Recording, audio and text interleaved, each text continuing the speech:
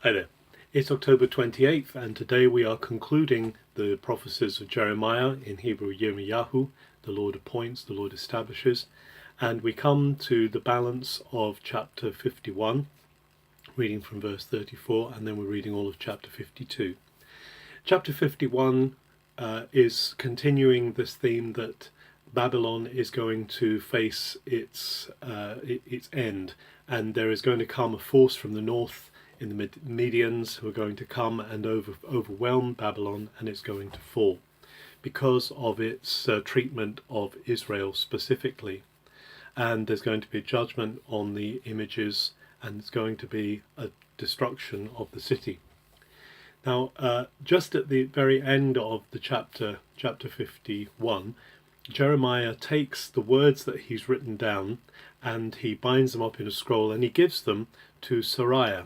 And Serayah, we're told, is the Sar Menucha, which means the one who's responsible for the accommodation, the one who's responsible for making people at home in Jerusalem. Seems to be a royal official of King Zedekiah. And so Jeremiah gives the scroll to Serayah, who is going to be deported to Babylon along with the king.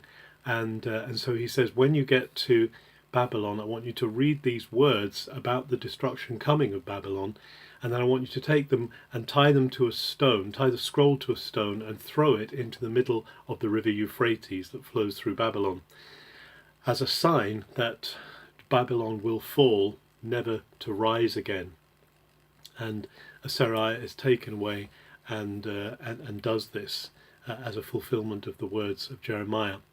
Now, at the end of chapter 51, it says this is the end of the words of Jeremiah, and it seems that Jeremiah's actual prophecy finishes at this point.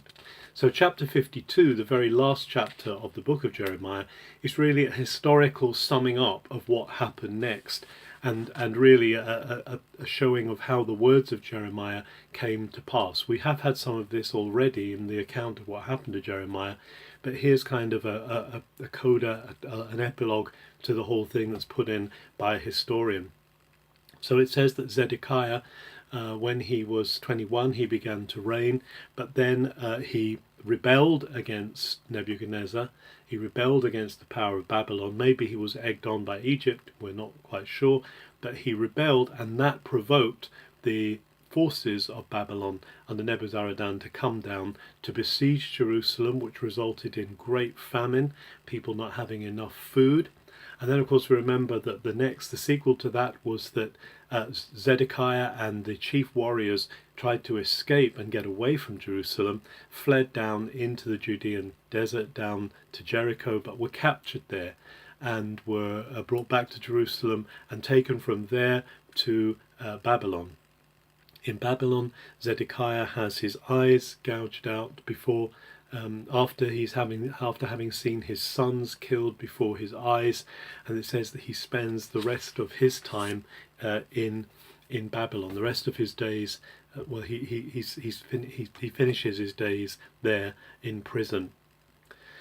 And then the Babylonians burn the temple, they burn Jerusalem, they burn its walls, and they deport many of the wealthy people, many of the intellectuals, just leaving a number of poor people in the land around Jerusalem and in Judah to maintain the land and to keep the vines, and it's just the very poor people who are allowed to do that, as well as those who have supported Babylon. So Jeremiah is allowed to stay in the land of Judah.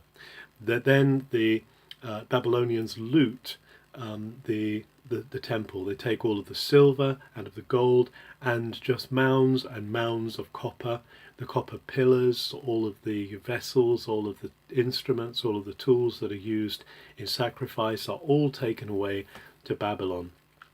And there's some description given here of just the intricacy, for instance, the cast pomegranates on the pillars, such beautiful things, but all destroyed and taken away by Babylon.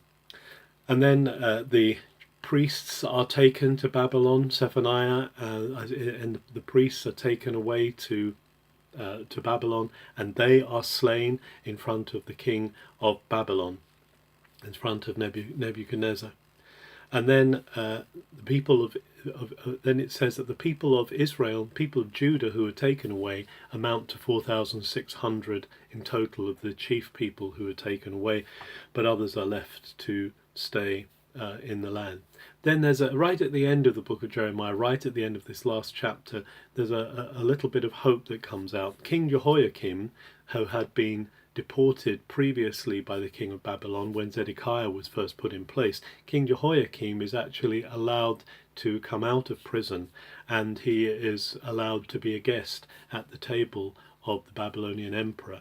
And he actually lives there in Babylon until the end of his days, eating at the king's table. So here we see this terrible ending to the story of Jeremiah.